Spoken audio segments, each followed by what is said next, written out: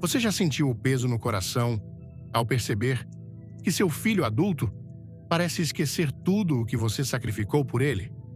Você já sentiu a dor de ver como seu filho adulto parece ter esquecido tudo o que você fez por ele? A indiferença dele, a falta de gratidão ou até mesmo sua rejeição machucam. A palavra de Deus não ignora essa dor. Em Provérbios 22, versículo 6, lemos: Ensina a criança no caminho em que deve andar, e ainda quando for velho, não se desviará dele. Esta promessa é mais do que uma instrução. É uma semente de esperança. Embora hoje ele pareça distante, o que você plantou com amor e fé não está perdido. Hoje exploraremos como, com orientação bíblica e uma atitude espiritual correta, você pode transformar radicalmente a relação com esse filho que parece ter endurecido o coração.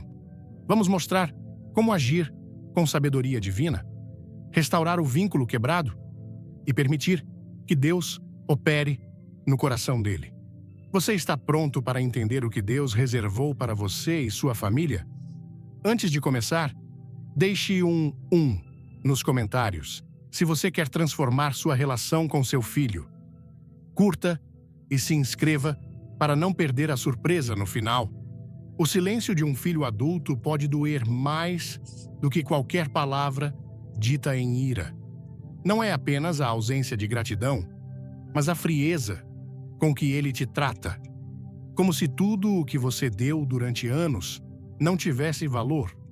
Como se o amor, as noites em claro, os sacrifícios e até as orações fossem esquecidos. Há pais que deram tudo e ainda assim recebem indiferença. Mas essa dor profunda, que talvez você carregue em silêncio há tempos, não é invisível para Deus. Em Malaquias, versículo 6, o Senhor faz uma pergunta que ecoa na alma. O filho honra o pai e o servo o seu senhor. Se eu sou pai, onde está a minha honra? Não é uma queixa humana, mas o lamento do próprio Deus, que como pai amoroso, foi ignorado por seus filhos repetidas vezes. Quando você sente que seu filho adulto fechou o coração para você, saiba que não está sozinho. Você está trilhando um caminho que até o coração divino conhece bem. O povo de Israel, tantas vezes resgatado, abençoado e levantado por Deus, virou as costas ao seu Criador repetidamente. Em Deuteronômio 32, versículos 5 e 6, Moisés canta: Procederam corruptamente para com ele, já não são seus filhos, e sim sua mancha, é geração perversa e corrupta. É assim que retribuís ao Senhor, ó povo louco e ignorante? Não é Ele, teu Pai, que te criou? Essas palavras não são apenas para uma nação antiga. Elas ressoam na realidade de muitas famílias hoje. Filhos criados com princípios, que cresceram ouvindo a palavra, que receberam cuidado e orientação, agora vivem como se nada disso tivesse existido. E lá está você, sentindo o coração partido, perguntando-se o que fez de errado, talvez revisando decisões do passado, buscando uma razão para explicar por que seu filho, agora, fala com frieza ou simplesmente não fala. Mas hoje, você precisa ouvir esta verdade. Deus não te culpa.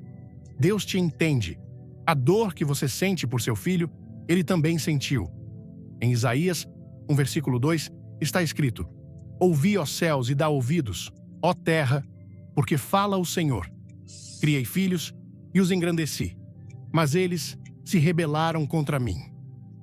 Nada é mais difícil para um pai do que ver um filho amado agir como estranho, chegar em casa sem cumprimentar, sentar-se à mesa evitando seu olhar, falar apenas quando precisa de algo e esquecer o essencial: o amor. Mas é exatamente aqui que o céu quer intervir. É aqui que Deus começa a agir. Não na perfeição do filho, mas na perseverança do pai. Porque, embora seu coração esteja ferido, se permanecer fiel, ele se torna um terreno fértil para o milagre. Pense nisso. Se Deus, sendo perfeito, foi rejeitado, por que você, sendo humano, se surpreenderia se um filho, influenciado pelo mundo, pelo orgulho ou por feridas não resolvidas, reage assim, o inimigo sempre busca dividir famílias. Quer que os pais percam a esperança e que os filhos acreditem que podem caminhar sem direção. Se esta mensagem toca seu coração, comente Amém e compartilhe com quem precisa. Fique até o fim para um recado especial.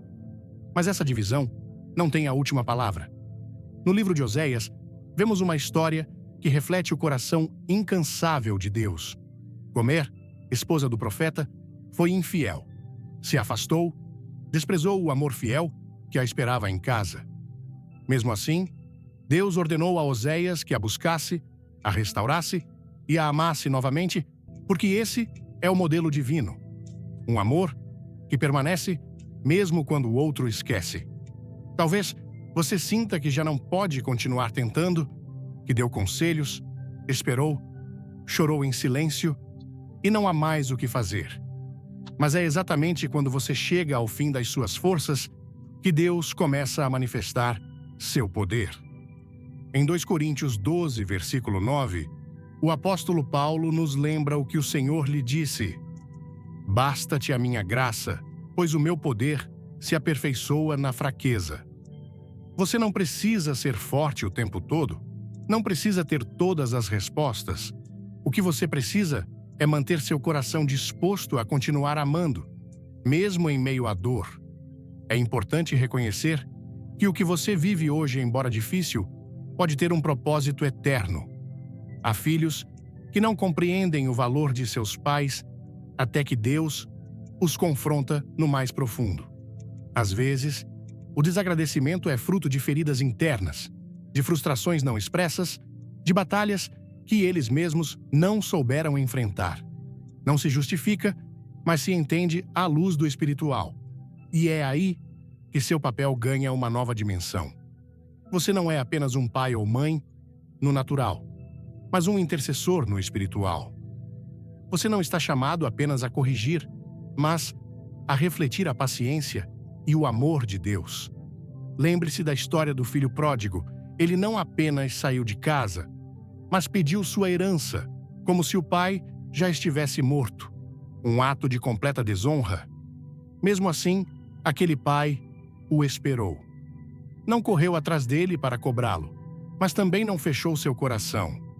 Ele o aguardou com os braços abertos, preparou o terreno para o retorno com amor constante. Em Lucas 15, versículo 20, lemos: E levantando-se, foi para seu pai. E estando ainda longe, seu pai o viu, e movido de misericórdia, correu, lançou-se ao pescoço dele e o beijou. Essa não é apenas uma bela história. É um modelo espiritual de restauração. Seu filho adulto pode parecer frio, mas você não sabe em que momento sua alma se quebrará. Ele pode estar agora mesmo lutando com culpas, com emoções que não sabe administrar, com lembranças que doem mais do que ele pode admitir. E, em meio a tudo isso, a figura de um pai ou mãe que permanece firme, que não desiste, que não deixa de orar, nem de amar, pode ser a âncora que o salvará. Nunca subestime o poder da sua presença firme e amorosa. Mesmo que não receba o mesmo em troca, muitos pais viram milagres após anos de silêncio. Filhos que um dia ligaram chorando, pedindo perdão. Filhos que voltaram ao caminho, não por pressão, mas porque não conseguiram ignorar a semente de fé, amor e verdade plantada na infância. Em Isaías 55, versículo 11, Deus afirma: Assim será a minha palavra que sai da minha boca. Ela não voltará para mim vazia, mas fará o que me agrada e prosperará naquilo para que a enviei. Cada oração que você fez, cada versículo que compartilhou, cada conselho que deu, nada disso foi em vão. Deus viu tudo, não apenas a dor, mas também sua fidelidade, e Ele é justo. Em Hebreus 6, versículo 10, lemos: Porque Deus não é injusto para se esquecer da vossa obra e do trabalho de amor, que mostrastes para com o seu nome, servindo aos santos e ainda servindo. Essa obra de amor que você fez pelo seu filho embora hoje pareça não reconhecida, será honrada por Deus no tempo certo. Talvez você não veja agora, mas isso não significa que nada esteja acontecendo no invisível. Há batalhas sendo travadas no espírito, há anjos designados, há promessas ativas. É fácil perder a fé quando o amor não é correspondido. Mas o amor verdadeiro não espera recompensa. Ele ama porque foi chamado a amar. E você foi chamado a ser reflexo do Pai. Se Ele continua estendendo misericórdia às gerações rebeldes, você também pode continuar amando com esperança, não com desespero, mas com a confiança de que o céu tem a última palavra. Não olhe apenas para a atitude atual do seu filho. Veja-o com olhos espirituais. Declare sobre ele o que ainda não vê. Chame o que não é como se fosse. Em Romanos 4, versículo 17, está escrito que Deus dá vida aos mortos e chama à existência as coisas que não são, como se fossem. Quer mudar sua história? Deixe um like, se inscreva e assista até o final para uma revelação que vai te surpreender. Se você vê seu filho frio, declare que ele será restaurado. Se o vê distante, declare que será chamado à casa do Pai. Se hoje ele não fala com você, ore como se ele já estivesse voltando. Essa é a fé que agrada a Deus. Hebreus 11, versículo 6, nos lembra: sem fé, é impossível agradar a Deus. Não é hora de desistir. É hora de se posicionar como guerreiro no Espírito, de entender que este é apenas um capítulo, não o final. Ainda há páginas a serem escritas, abraços a serem dados, lágrimas que serão transformadas em alegria. Em Salmos 126, versículo 5, está prometido: os que semeiam em lágrimas, com regozijo ceifarão. Seu coração ferido não será ignorado. Ele será curado, recompensado e usado por Deus para dar vida. Porque você também é filho do Altíssimo, e Ele não esqueceu seu amor. Quando um filho se torna indiferente, o primeiro impulso no coração de um pai é reclamar.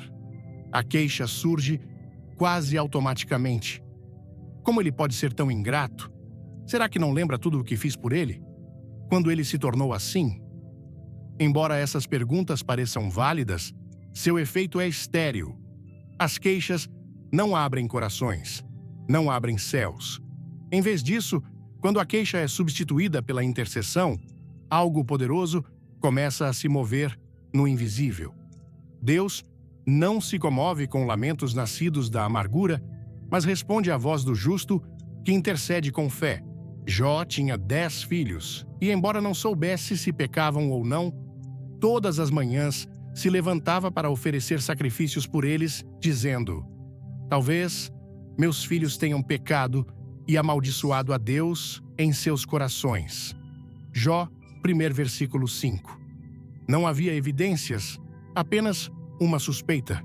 Mas isso era suficiente para fazer da intercessão uma prioridade. Esse trecho revela o coração de um pai que entende o poder de intervir no mundo espiritual, mesmo sem sinais visíveis de transformação. Ele não esperou que seus filhos pedissem oração, nem usou sua autoridade para condená-los. Ele agiu antes.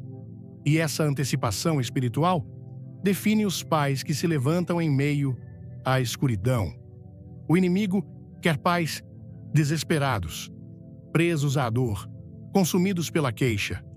Mas o céu busca pais firmes que se tornem um muro de proteção por meio da oração. Em Ezequiel 22, versículo 30, o Senhor diz: busquei entre eles um homem que se colocasse na brecha diante de mim, a favor da terra, para que eu não a destruísse, mas não o achei.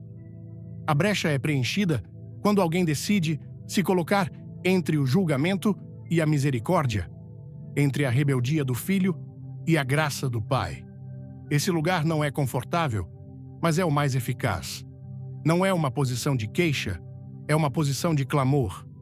A intercessão não é uma oração comum, é uma entrega espiritual em que o coração do Pai se alinha com o coração de Deus para falar a favor daquele que não quer ouvir. É um idioma do Espírito que se eleva com insistência. Como Jesus descreve em Lucas 18, na parábola da viúva e o juiz injusto, ela insistia dia e noite: faze-me justiça.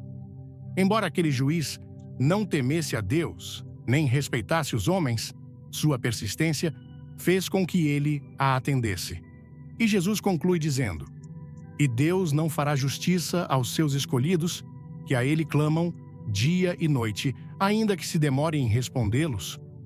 Lucas 18, versículos 7 e 8. Um pai que intercede não clama uma vez e desiste, não ora hoje e se cansa amanhã. Ele entende que o que está em jogo não é apenas uma relação quebrada, mas o destino eterno de seu filho.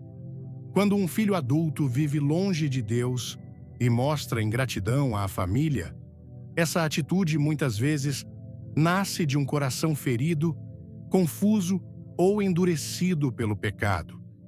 Somente uma intervenção espiritual pode romper essas barreiras. E essa intervenção começa em segredo, não com gritos, mas com lágrimas que tocam o trono de Deus. O profeta Samuel é outro exemplo de intercessor. Em 1 Samuel 12, versículo 23, ele declara: longe de mim que eu peque contra o Senhor, deixando de orar por vós. Antes, vos ensinarei o caminho bom e reto. Samuel reconhece que deixar de interceder pelo povo seria um pecado. Não era uma opção. Ele entendeu que seu chamado, como guia espiritual, implicava uma responsabilidade constante. Da mesma forma, os pais têm um sacerdócio intransferível sobre seus filhos. Não podem desistir, nem delegar a outros o peso da oração. Se cessarem de orar, não apenas se desconectam da fé, mas também abandonam uma cobertura que só eles podem levantar. A intercessão eficaz não se baseia em emoções flutuantes, mas numa convicção firme. Em Hebreus 11, versículo 1, lemos: ora, a fé é a certeza de coisas que se esperam, a convicção de fatos que não se veem. Antes de tudo, comente: eu creio, se você confia no poder de Deus. Curta, se inscreva e não perca o final emocionante. Essa certeza não depende de o filho mostrar sinais de mudança. Ora-se porque se crê. Intercede-se porque há uma promessa. Em Atos 16, versículo 31, Paulo e Silas dizem: crê no Senhor Jesus e serás salvo, tu e tua casa. Essa palavra sustentou gerações. Não é uma esperança vazia, é uma garantia divina para aqueles que não cessam de orar. Nos tempos do Antigo Testamento, os sacerdotes ofereciam incenso todos os dias no templo. Esse incenso era símbolo das orações constantes do povo. Em Apocalipse 5, versículo 8, lemos que as taças de ouro diante do trono estão cheias de incenso, que são as orações dos santos. Ou seja, cada oração que um pai faz por seu filho não desaparece, não se perde, se acumula, sobe, permanece na presença de Deus, e quando o tempo é cumprido, essas orações desencadeiam respostas. A oração não deve ser feita com desespero, nem com queixas disfarçadas de súplica. Em Tiago 5, versículo 16, está escrito: a oração fervorosa do justo pode muito. Não é qualquer oração, é a oração daquele que decidiu se posicionar em fé, mesmo que o filho não o cumprimente, mesmo que suas palavras sejam ásperas, mesmo que não haja gratidão. É a oração que não busca vingança nem castigo, mas redenção.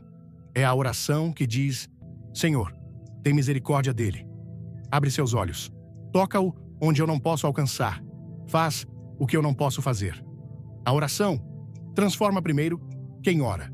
O pai ou a mãe que intercede não está apenas lutando pelo filho, mas sendo moldado à imagem de Cristo. Jesus mesmo intercede constantemente por nós. Em Romanos 8, versículo 34, está escrito: quem os condenará? Cristo Jesus é o que morreu, ou antes, o que ressuscitou, o que está à direita de Deus e também intercede por nós. Se o Filho Eterno não cessa de interceder, por que nós deixaríamos de fazê-lo por aqueles que amamos? O tempo da intercessão não se mede por resultados visíveis, mas por fidelidade. Às vezes, passarão meses, até anos, antes que a dureza do coração se quebre. Mas, a cada instante, algo está se movendo, o Espírito Santo não para. Em João 16, versículo 8, está escrito que ele convencerá o mundo do pecado, da justiça e do juízo.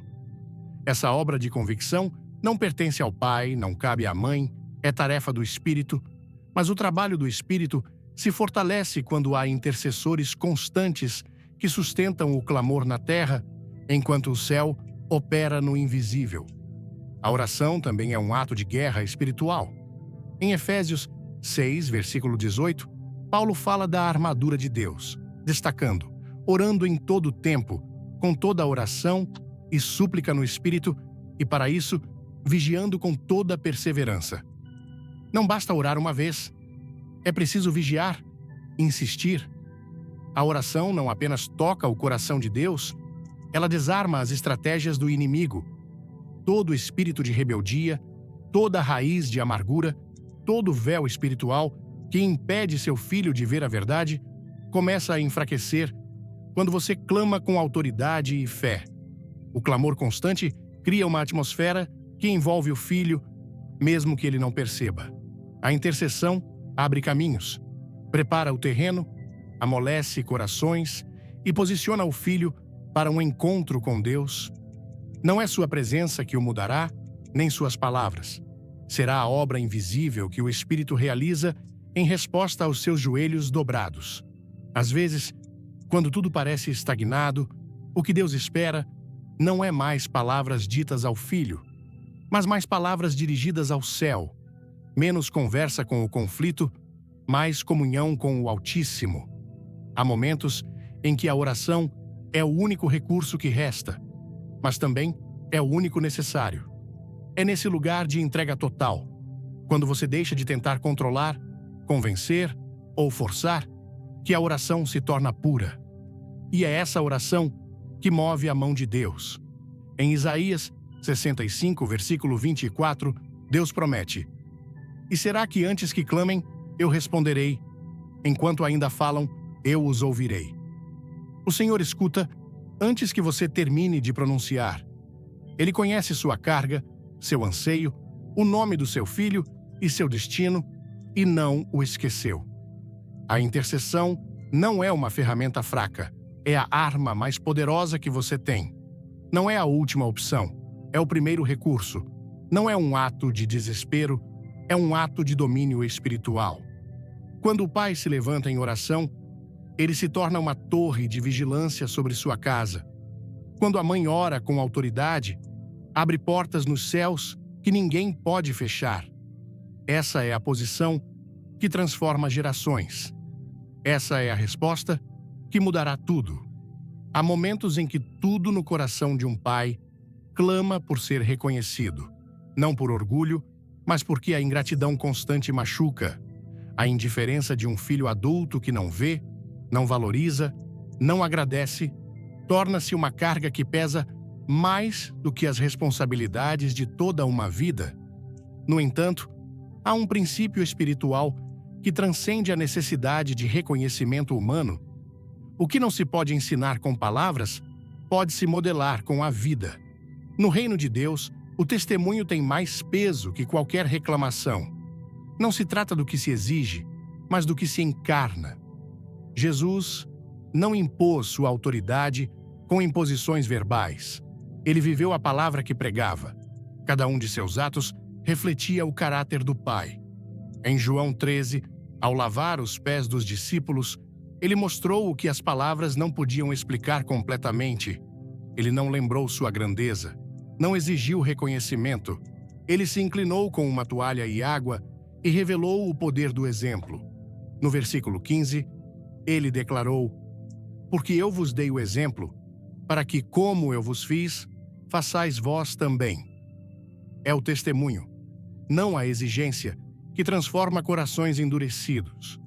Em muitos lares, os pais gastaram forças, corrigindo com a voz. Mas esqueceram que o testemunho silencioso, muitas vezes, fala com mais autoridade que qualquer palavra. Se você ama sua família, deixe um coração nos comentários e se inscreva. Uma surpresa incrível te espera no final do vídeo. Um filho adulto que fechou o coração não precisa de mais instruções. Ele precisa ver uma fé que permanece, uma paz que não depende do tratamento que recebe, um amor que não negocia sua fidelidade com as circunstâncias. Isso é o que derruba muros. Isso é o que Deus usa para confrontar sem ferir, para atrair sem pressionar, para ensinar sem palavras. A carta de Pedro às esposas crentes, embora escrita num contexto conjugal, revela um princípio aplicável a toda relação familiar. Em 1 Pedro 3, versículos 1 e 2, está escrito: semelhantemente, vós, mulheres, sede submissas a vossos próprios maridos, para que também, se alguns não obedecem à palavra, pela conduta de suas mulheres, sejam ganhos sem palavra, considerando a vossa conduta casta, acompanhada de temor. O que converte não é o discurso insistente, mas a vida coerente.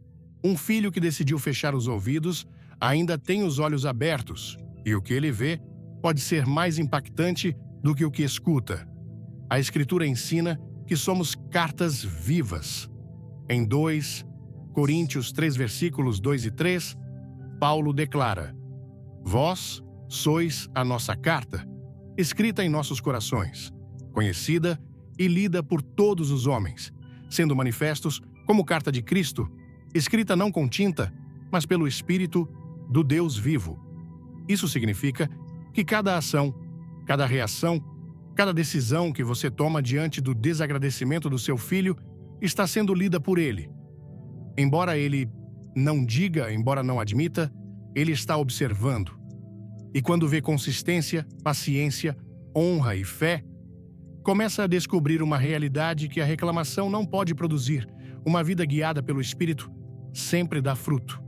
Em Gálatas 5, versículo 22, lemos: mas o fruto do Espírito é amor, alegria, paz, longanimidade, benignidade, bondade, fidelidade, mansidão, domínio próprio. Essas qualidades não se desenvolvem em tempos de harmonia, mas em momentos de tensão, quando o filho despreza, responde com frieza ou esquece o que recebeu. É aí que o testemunho se torna mais poderoso, não porque nega a dor, mas porque decide responder a partir da plenitude do Espírito e não da ferida. A palavra ensina que os verdadeiros filhos de Deus são pacificadores. Em Mateus 5, versículo 9, Jesus proclama: bem-aventurados os pacificadores, porque serão chamados filhos de Deus. Ser pacificador não é evitar o conflito, é carregar a presença de Deus no meio do conflito. É não se deixar arrastar pela reação emocional, mas permanecer firme na identidade espiritual. É viver de tal maneira que até o mais endurecido se veja confrontado com a verdade do Evangelho, não pelo que se diz, mas pelo que se vive.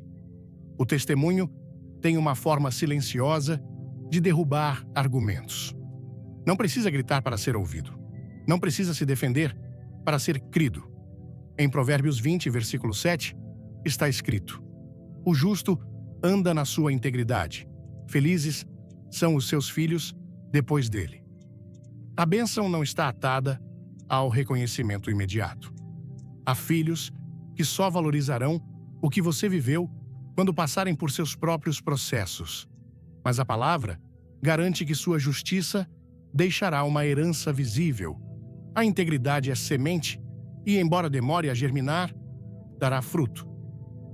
Quando um pai decide deixar de reclamar e começa a viver com excelência diante de Deus, ele envia uma mensagem clara ao coração do filho. Não de exigência, mas de inspiração. A conduta, quando alinhada com o Espírito, tem uma autoridade que não precisa gritar. Tem um peso que transcende os desentendimentos, é como uma luz na escuridão. Em Mateus 5, versículo 16, Jesus disse: Assim brilhe a vossa luz diante dos homens, para que vejam as vossas boas obras e glorifiquem a vosso Pai que está nos céus. Não se trata de buscar a aprovação do Filho, mas de glorificar o Pai. E quando isso acontece, até o mais indiferente começa a enxergar. O amor incondicional também faz parte do testemunho. Não se trata de permitir abusos ou tolerar desrespeito, mas de manter uma postura de amor firme, que não responde com desprezo nem com dureza. Em Romanos 12, versículo 21, está escrito: Não te deixes vencer pelo mal, mas vence o mal com o bem. Essa vitória não é imediata, mas é certa. Cada vez que você escolhe agir com honra, está investindo no processo de restauração. Você não está sendo passivo, está sendo estratégico no espírito. É fundamental entender que o testemunho não apenas transforma o filho, mas também fortalece o pai. Quando você decide viver com retidão, com mansidão e sem amargura, está protegendo sua alma, porque nada corrompe mais o coração do que uma resposta constante de raiva. Em Efésios 4, versículos 31 e 32, lemos: Longe de vós toda a amargura e cólera e ira e gritaria e blasfêmias e também toda malícia. Antes, sede uns para com os outros benignos, compassivos, perdoando-vos uns aos outros, como também Deus, em Cristo, vos perdoou. O testemunho, que se sustenta ao longo do tempo, tem um poder acumulativo. No início, pode parecer inútil, pode parecer que nada muda, mas com o passar dos dias, o exemplo constante se torna uma semente plantada em terreno profundo. E embora esse terreno pareça duro, a palavra de Deus nunca retorna vazia. Em Isaías 55, versículos 10 e 11, está declarado: Porque assim como descem a chuva e a neve dos céus, e para lá não tornam, mas regam a terra e a fazem produzir e brotar, para que dê semente ao semeador e pão ao que come, assim será a minha palavra, que sai da minha boca. Ela não voltará para mim vazia, mas fará o que me agrada e prosperará naquilo para que a enviei. Ser exemplo não significa ser perfeito, significa ser constante, fiel, coerente. Quando falhar, peça perdão. Quando for injusto, reconheça seu erro. Essa honestidade também é testemunho. Você não é chamado a fingir uma perfeição que não tem, mas a modelar uma vida sujeita a Deus. E isso é o que mais impacta o coração de um filho, porque o aproxima de uma fé real, não de uma religião vazia. Em Tito 2, versículos 7 e 8, o apóstolo Paulo exorta: Torna-te em tudo padrão de boas obras. No ensino, mostra integridade, seriedade, linguagem sadia e irrepreensível, para que o adversário seja envergonhado, não tendo nada de mal que dizer a nosso respeito. Isso não é apenas para líderes da igreja, é para todo aquele que deseja impactar vidas a partir de uma fé genuína. Quando um filho vê que seu pai ou mãe não mudou o seu tratamento apesar da rejeição, que não se endureceu, que continua orando, servindo, trabalhando, abençoando, algo se quebra por dentro.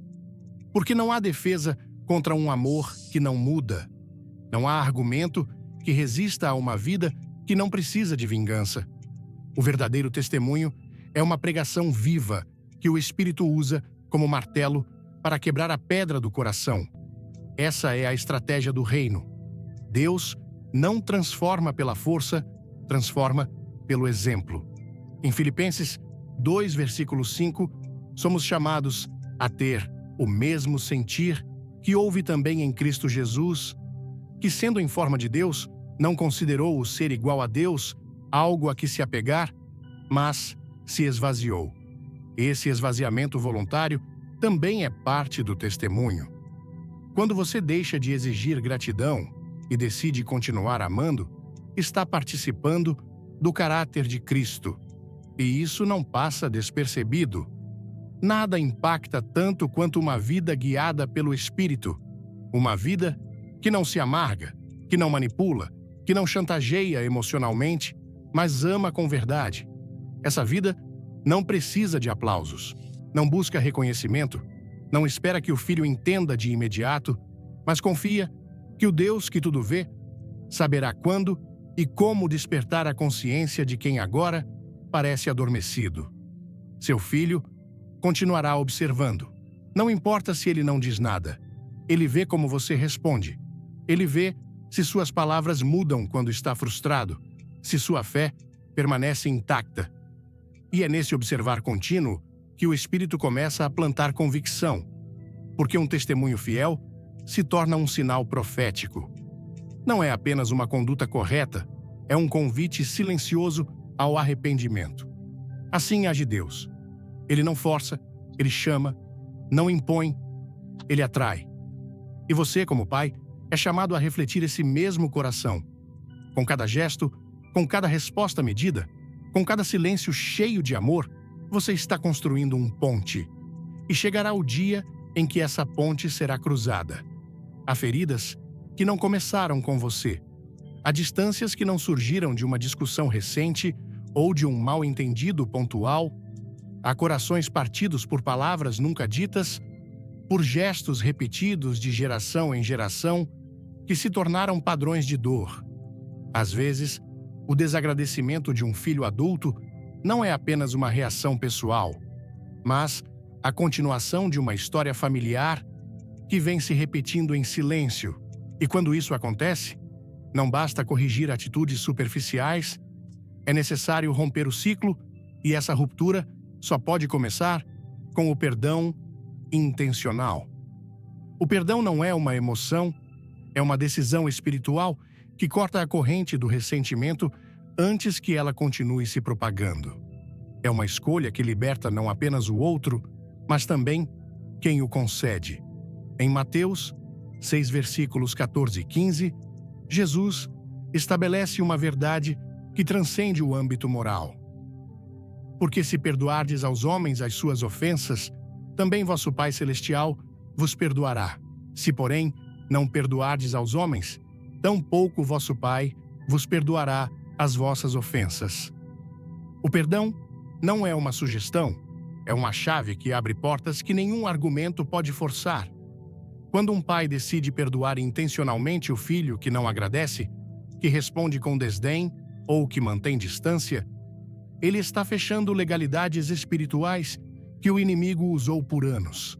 A falta de perdão perpetua o ciclo de rejeição, ativa juízos ocultos e prolonga a herança de dureza. Mas o perdão intencional interrompe essa herança. Ele declara no espírito que o que antes se repetia agora para, que o que antes era transmitido agora se quebra. Muitos pensam que o perdão só é necessário quando há uma ofensa clara.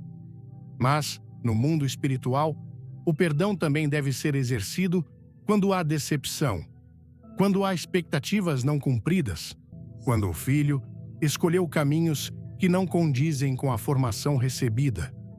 É nesses momentos que o coração se enche de juízos internos, de palavras não pronunciadas, mas sentidas.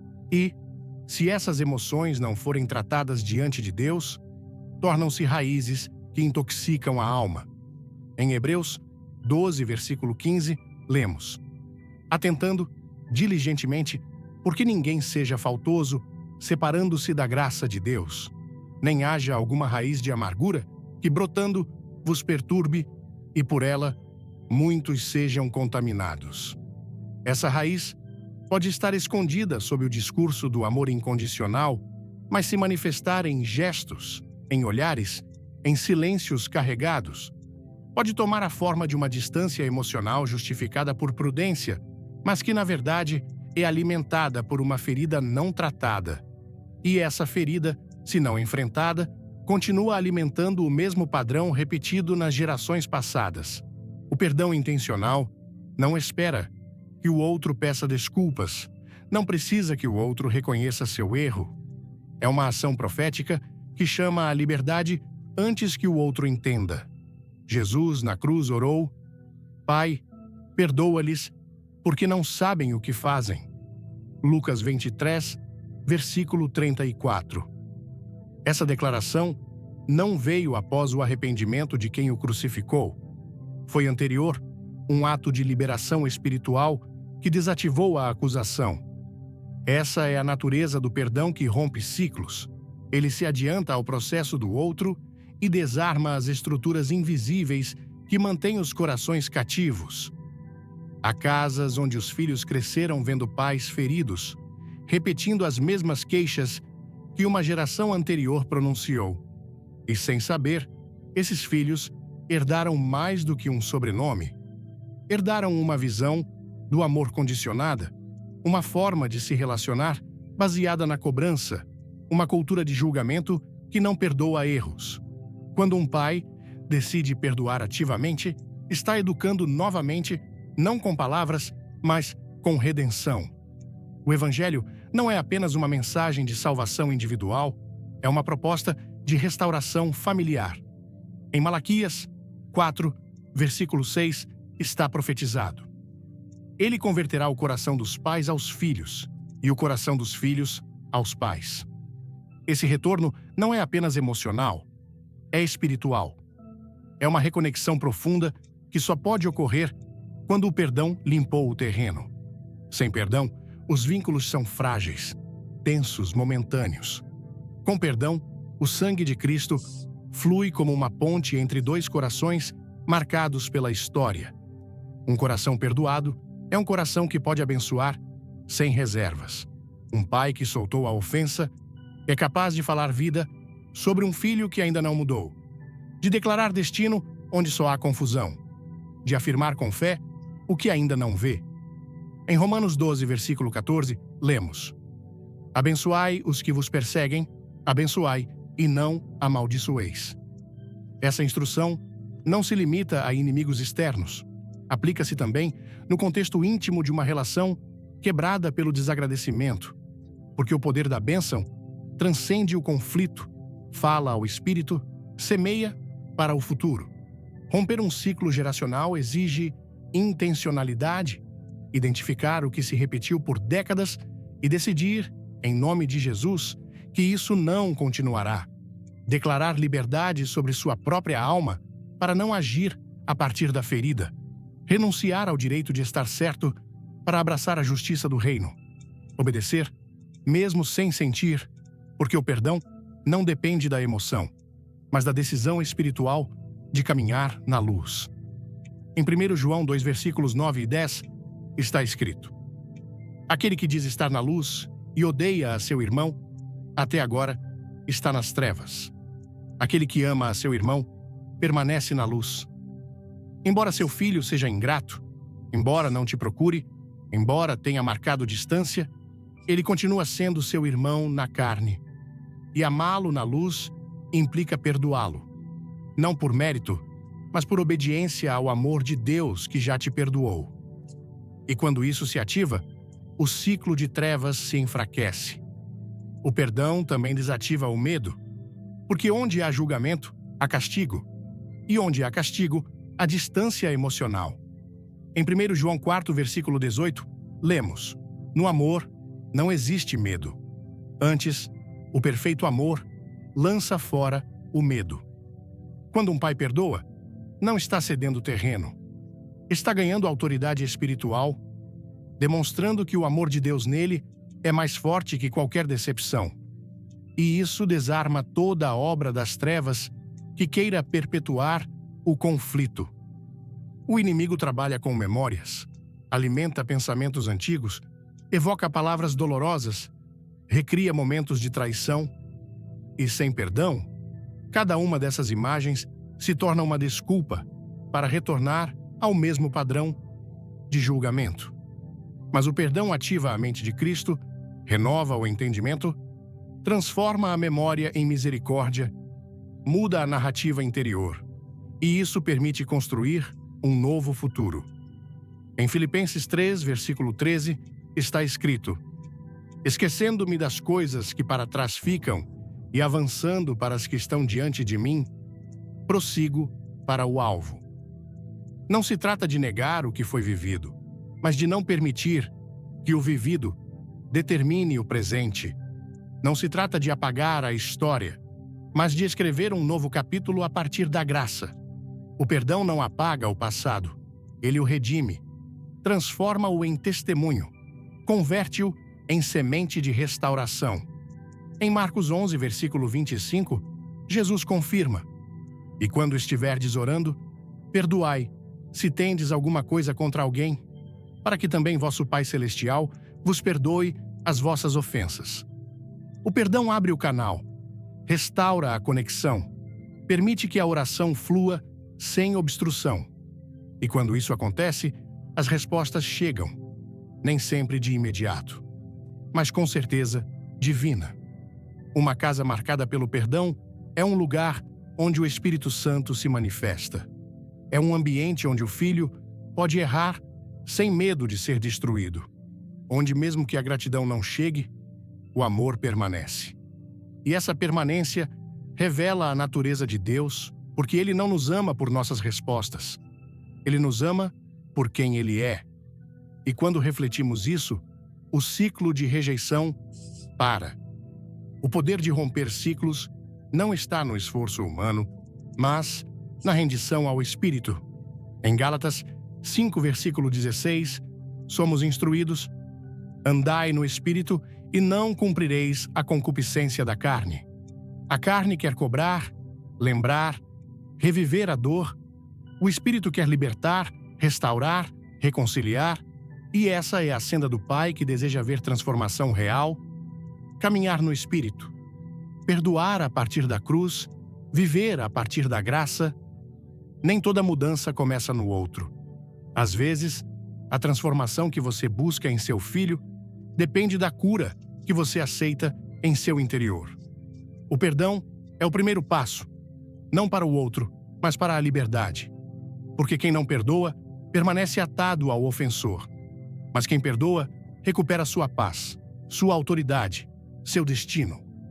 Hoje, você pode declarar que o ciclo termina com você, que não continuará repetindo o que viu no passado, que não deixará para seus netos um legado de julgamento, que a misericórdia reescreverá sua história familiar. E quando você faz isso, Deus começa a se mover, porque Ele é especialista em levantar novas gerações sobre fundamentos restaurados. Quando se fala de restauração, muitos pensam em acordos, desculpas, condições prévias que devem ser cumpridas para que o amor volte a fluir. Mas o modelo que o céu oferece vai muito além da lógica humana. A restauração que vem de Deus não exige garantias nem espera perfeição. O modelo perfeito de restauração é o do Pai Eterno, que não se ofende, não abandona e não retira seu amor, mesmo quando rejeitado. Na parábola do filho pródigo, esse coração é revelado com clareza. O filho saiu voluntariamente, desprezando tudo o que o pai representava. Gastou sua herança em uma vida desregrada, perdeu sua dignidade e voltou apenas quando não lhe restava nada. Não houve cartas de desculpas prévias, nem sinais de arrependimento sustentado. Mesmo assim, o pai o viu de longe e correu para ele. Não o deteve para avaliar sua sinceridade. Não exigiu explicações. Vestiu-o, restaurou-o e celebrou seu retorno como se ele nunca tivesse partido. Em Lucas 15, versículo 20, lemos: "E levantando-se, foi para seu pai. E estando ainda longe, seu pai o viu. E movido de misericórdia, correu, lançou-se ao pescoço dele e o beijou." Esse ato não foi fraco, foi poderoso. Foi uma declaração espiritual que anulou toda a acusação que o filho pudesse carregar. Foi uma cobertura imediata de graça, uma restauração sem condições. E é esse modelo que o Pai Celestial nos chama a imitar. Restaurar sem condições não significa ignorar a dor. Significa decidir que o amor será mais forte que a ferida, que o vínculo será mais valioso que o orgulho, que a dignidade do filho tem mais peso que a história do erro. A restauração verdadeira começa no coração de quem ama, não na reação de quem ofende. É o pai quem corre. É o pai quem abraça primeiro. É o pai quem devolve a identidade ao filho. Essa atitude desarma a vergonha, rompe a corrente do rejeição e cria um espaço onde a mudança é possível. Porque a verdadeira transformação não nasce do julgamento, mas do encontro com a misericórdia. Deus não esperou que o mundo se tornasse perfeito para enviar seu filho. Não impôs requisitos.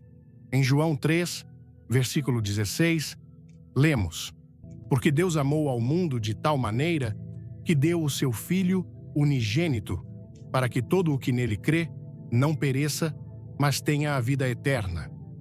Não foi uma resposta ao arrependimento humano, mas uma iniciativa do céu. A restauração foi oferecida antes que houvesse uma resposta, e é isso que muda tudo. Esse tipo de amor não pode ser resistido para sempre. Essa classe de graça não é facilmente esquecida. O amor que restaura sem condições não é fraco nem ingênuo. É maduro, consciente e espiritual. Não significa permitir abusos ou negar a realidade. Significa posicionar-se como uma referência estável, como uma imagem do Pai que não muda. Significa decidir que o amor será a resposta, mesmo quando a outra parte ainda não entende, ainda não retorna, ainda não valoriza. Em Romanos 5, versículo 8, está escrito: Mas Deus prova o seu próprio amor para conosco, pelo fato de ter Cristo morrido por nós, sendo nós ainda pecadores. Esse amor não esperou perfeição. Ele se entregou primeiro, abriu o caminho para que no momento certo o coração humano pudesse voltar. A restauração, segundo o modelo do céu, tem o poder de curar até o que esteve quebrado por anos. Tem a capacidade de refazer a história a partir de um novo ponto de partida, não porque tudo foi esquecido, mas porque o sangue de Cristo tornou possível que o velho não determine o que está por vir. Em 2 Coríntios 5, versículo 17, está escrito: E assim, se alguém está em Cristo, é nova criatura. As coisas antigas já passaram. Eis que tudo se fez novo. Essa renovação não ocorre apenas em quem errou, mas também em quem foi chamado a restaurar. Os pais que restauram sem condições não ignoram o que aconteceu, mas decidem não ser governados por isso. Não fazem memória dos agravios, não repetem os erros como argumento, não abrem conversas para reprochar. Em Isaías 43, versículo 25, Deus fala de seu caráter. Eu mesmo sou o que apago as tuas transgressões, por amor de mim e dos teus pecados não me lembrarei. Esse princípio, quando aplicado na família, rompe maldições geracionais, cura vínculos e estabelece um novo legado. A restauração não é o fim do processo, é o início de uma nova etapa. E essa etapa deve começar na graça, não no acerto de contas. Muitas vezes, o filho adulto ainda não tem maturidade para enfrentar o dano que causou.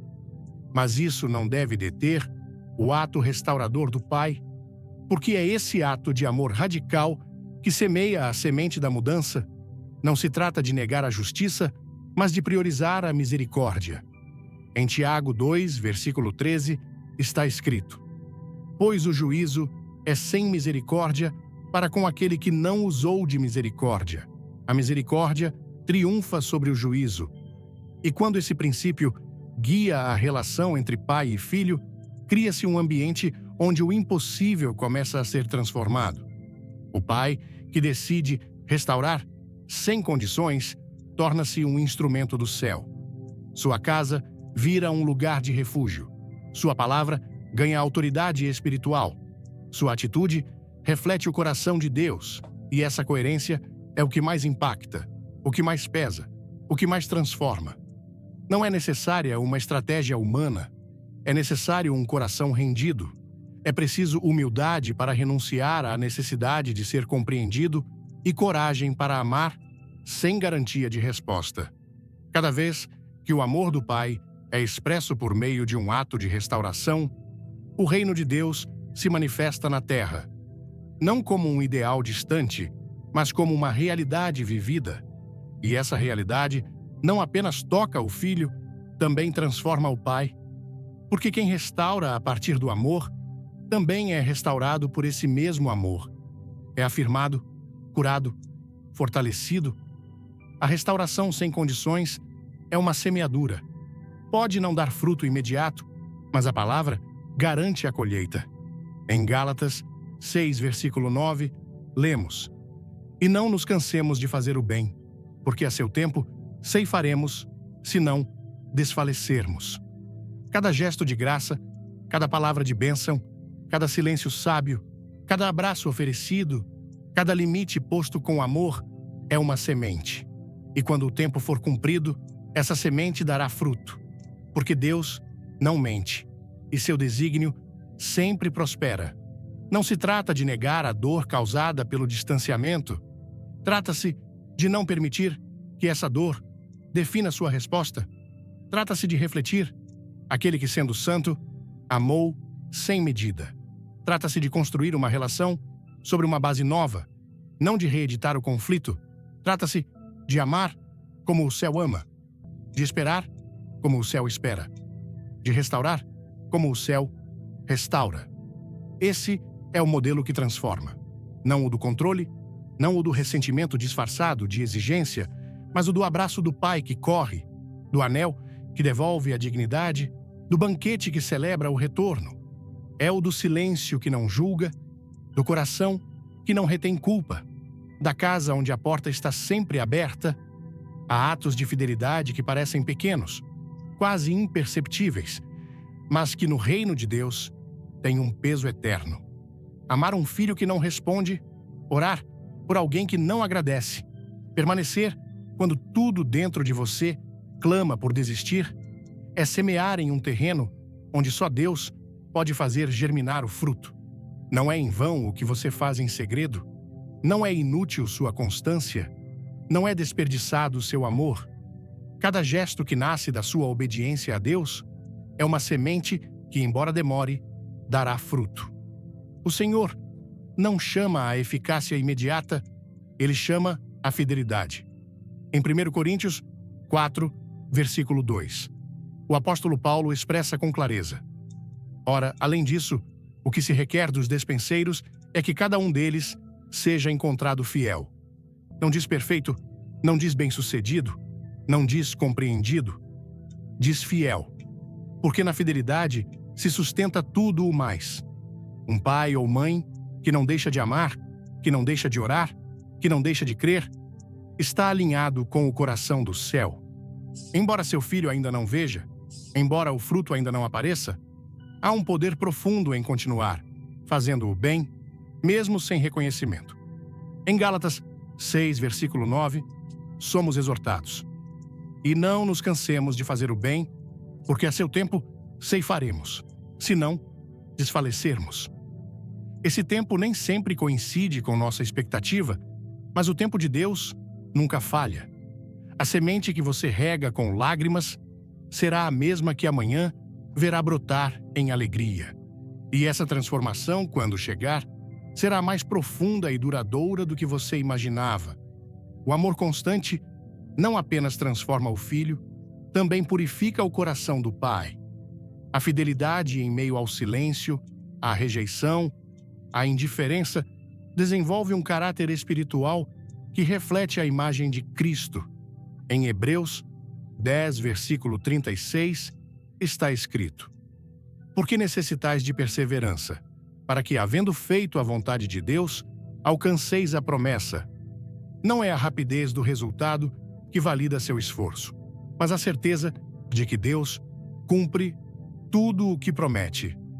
Quando o filho, algum dia, mesmo que de longe, perceber que seu pai ou mãe não mudou de postura, não respondeu com dureza, não abandonou sua posição, mas permaneceu fiel, algo se ativará em sua consciência. Porque a fidelidade persistente tem uma voz que rompe o engano. É como um sino, que, embora soe suave, não para de ressoar. E o Espírito a usa para despertar o que parecia morto. Assim como Lázaro saiu do sepulcro por uma palavra de autoridade, a constância de um pai pode se tornar o chamado que tira o filho de sua escuridão. O caráter de Deus se revela em sua fidelidade. Em 2 Timóteo 2, versículo 13, lemos: Se somos infiéis, ele permanece fiel, pois de maneira nenhuma pode negar-se a si mesmo. Essa fidelidade não é passividade, é uma força que sustenta, cobre, restaura. E quando você decide ser reflexo dessa fidelidade, está mostrando ao mundo o rosto do Pai. Mesmo que ninguém veja agora, mesmo que seu filho ainda não responda, o que você faz em obediência nunca é estéril.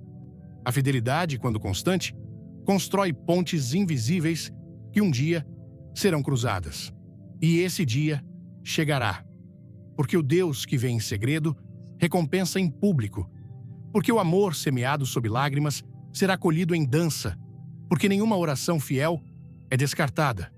Nenhuma palavra semeada na verdade será esquecida. Tudo o que você faz hoje por amor a Deus e pelo bem do seu filho tem eco na eternidade. Há um espaço sagrado entre o que você semeou e o que verá.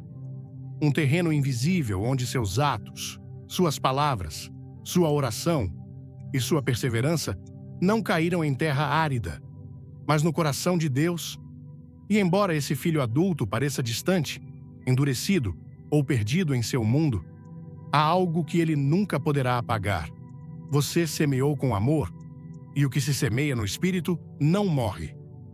Apenas espera o momento de despertar. Você não precisa entender como nem quando. Só precisa lembrar que cada filho, mesmo o mais indiferente, foi conhecido por Deus antes de ser formado. Em Jeremias 1, versículo 5, Deus declara: Antes que eu te formasse no ventre, te conheci, e antes que saísses da madre, te consagrei.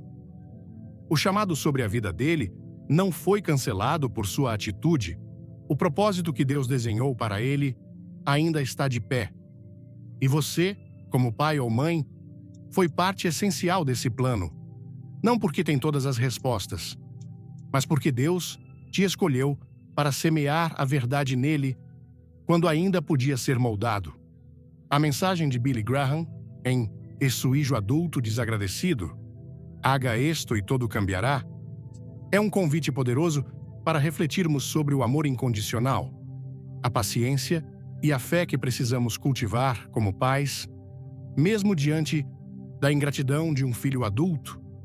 Ao ouvir essas palavras, senti meu coração se abrir para uma compreensão mais profunda do que significa ser pai ou mãe à luz do Evangelho. A dor de ver um filho se afastar, ignorar os sacrifícios ou responder com frieza é algo que ressoa em muitas famílias brasileiras, onde os laços familiares são o alicerce da vida. No Brasil, onde o calor humano e a conexão emocional são tão valorizados, essa indiferença pode parecer uma ferida ainda mais profunda. Mas o que mais me tocou foi a promessa de que o amor que plantamos, mesmo que pareça perdido, nunca é em vão. Deus vê cada lágrima, cada oração, cada gesto de paciência, e Ele está trabalhando no invisível para restaurar o que parece quebrado. A primeira lição que tirei dessa mensagem é a importância da intercessão constante. No Brasil, onde a fé é uma força viva, orar pelos filhos não é apenas um ato espiritual, mas uma expressão de amor que transcende as barreiras do tempo e da distância. Aprendi que mesmo quando meu filho não responde, minhas orações sobem como incenso ao trono de Deus, como descrito em Apocalipse 5:8. Isso me motivou a criar um hábito diário de oração, reservando um momento todas as manhãs para interceder por ele, pedindo a Deus que toque seu coração e o guie de volta ao caminho da verdade. Aplicar isso na vida significa não desistir, mesmo quando os resultados não são imediatos. É um compromisso de fé que reflete o coração de Deus, que nunca cessa de interceder por nós. Outra lição poderosa é o poder do testemunho vivo. No Brasil, onde as relações são marcadas por gestos calorosos e demonstrações de afeto, o exemplo que damos fala mais alto que as palavras. A mensagem de Billy Graham me fez refletir sobre como minhas atitudes diárias, minha paciência, minha mansidão, minha capacidade de amar sem esperar retorno, podem ser sementes que germinarão no coração do meu filho. Decidi, então, viver de forma mais intencional, mostrando amor, mesmo quando recebo indiferença. Por exemplo, em vez de reagir com frustração quando meu filho responde com frieza, escolho responder com um sorriso ou um gesto de carinho, como preparar sua comida favorita sem esperar agradecimento. Esse pequeno ato, inspirado em João 13,15, onde Jesus nos deu o exemplo de servir, é uma forma prática de aplicar o testemunho na vida cotidiana. O perdão intencional também foi uma lição transformadora. No contexto brasileiro, onde as famílias, muitas vezes, carregam mágoas geracionais, perdoar um filho que não reconhece nossos esforços é um ato revolucionário. A mensagem me fez enxergar que o perdão não é sobre merecimento, mas sobre libertação. Inspirado por Mateus 6:14-15, decidi liberar qualquer ressentimento que pudesse estar guardando. Em uma situação recente, quando meu filho ignorou um conselho importante, em vez de me fechar, orei por ele e declarei em meu coração que o perdoava. Esse ato me trouxe paz e renovou minha esperança. Aplicar o perdão na vida significa escolher a misericórdia todos os dias, mesmo quando a dor ainda está presente, confiando que Deus usará esse gesto para romper ciclos de rejeição. A restauração sem condições, como na parábola do filho pródigo, Lucas 15:20, me ensinou a manter os braços abertos, mesmo quando meu filho está distante. No Brasil, onde a família é um refúgio, essa lição é especialmente relevante. Decidi aplicar isso sendo uma presença constante, sem exigir que ele mude primeiro. Por exemplo, continuo enviando mensagens de carinho, convidando-o para almoços de família, mesmo que ele recuse. Essa postura reflete o amor de Deus, que nos amou antes que merecêssemos. Romanos 5:8. É um lembrete de que a restauração começa comigo, com minha disposição de amar sem reservas. Por fim, a fidelidade em meio à dor é uma lição que mudou minha perspectiva. No Brasil, onde a resiliência é celebrada, permanecer fiel, mesmo sem ver resultados imediatos, é um testemunho poderoso. Inspirado por Gálatas 6:9, decidi não me cansar de fazer o bem, seja orando, amando ou esperando. Criei um caderno de orações onde anoto promessas bíblicas para meu filho, como Filipenses 1:6, que me lembra que Deus completará a obra que começou. Essa prática me mantém ancorado na esperança, mesmo nos dias mais difíceis. Aplicar essas lições na vida não é fácil, mas é transformador. No contexto brasileiro, onde a fé, a família e a comunidade são pilares, essas atitudes podem mudar não apenas a relação com o meu filho, mas também inspirar outros ao meu redor. Cada oração, cada gesto de amor, cada escolha de perdoar é uma semente plantada no coração de Deus que promete uma colheita no tempo certo. Essa mensagem me deu força para continuar, confiando que o amor que semeio hoje florescerá amanhã, não porque sou perfeito, mas porque Deus é fiel. Se essa mensagem tocou seu coração, não deixe de curtir este vídeo e compartilhar com alguém que precisa ouvir essas palavras de esperança. Inscreva-se no canal e ative o sininho para receber mais conteúdos que vão fortalecer sua fé e sua família. Nos comentários, escreva Amém. Ou compartilhe como você vai aplicar essas lições na sua vida. Fique até o final, porque temos uma surpresa especial para você. Vamos juntos construir famílias restauradas pelo amor de Deus.